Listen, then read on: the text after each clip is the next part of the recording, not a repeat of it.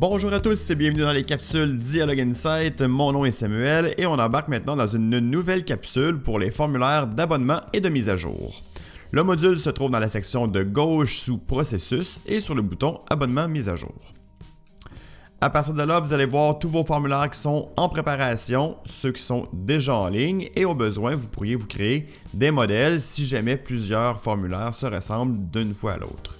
Alors de mon côté, je vais cliquer sur Créer un formulaire et on me donne l'option de faire un formulaire d'abonnement ou de mise à jour du profil.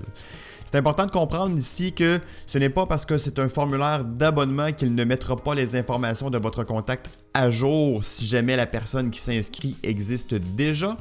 Par contre, lorsque vous allez choisir de faire un formulaire de mise à jour du profil, les informations qu'on a déjà sur ce contact-là vont être pré-remplies et c'est la grosse différence entre les deux formulaires.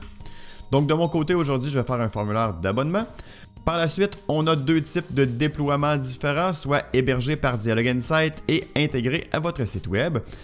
La différence majeure est au niveau de la publication de chacun de ces formulaires-là, c'est-à-dire que si vous choisissez l'option hébergé par Dialogue Insight, lorsque vous allez publier votre formulaire, on va vous générer un URL https://dialogueinsight.com. Donc, ça va vous générer un URL pour accéder directement à votre formulaire sur un onglet de navigateur.